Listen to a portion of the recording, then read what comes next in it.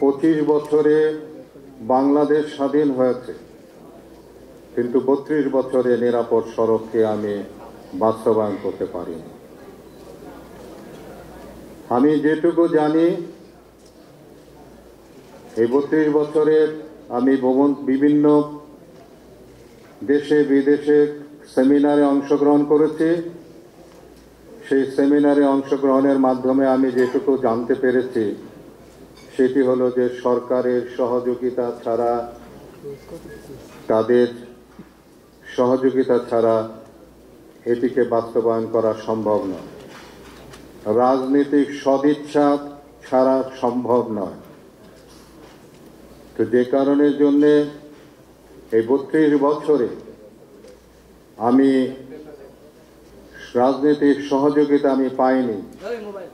না পাওয়ার জন্য 32 বছর আমার জীবন থেকে যে সময় আমি ব্যয় করেছি,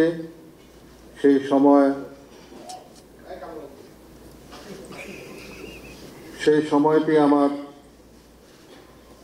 আমি বলবো যে ব্যর্থতাই হয়েছে। যদিও কিছু কিছু সফলতা আমার এসেছে, কিন্তু আমি যে কথাটি বললাম যে 25 বছরে বাংলাদেশ স্বাধীন হয়েছে, কিন্তু 32 বছরে নিরাপদ সড়ক চাই কিন্তু বাস্তবায়ন হয়নি।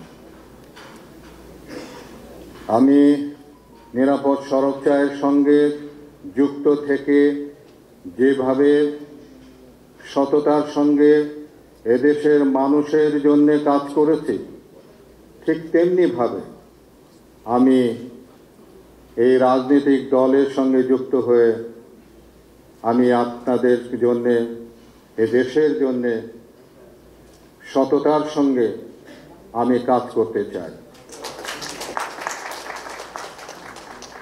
আমি আশা করব যে আপনারা আমার এই কাজের সহযোগিতা করবেন, আমাকে উৎসাহিত করবেন, আমার ভুল ত্রুটি ক্ষমা সুন্দর দৃষ্টিতে দেখবেন এবং আমাকে সবসময় অনুপ্রাণিত করবেন।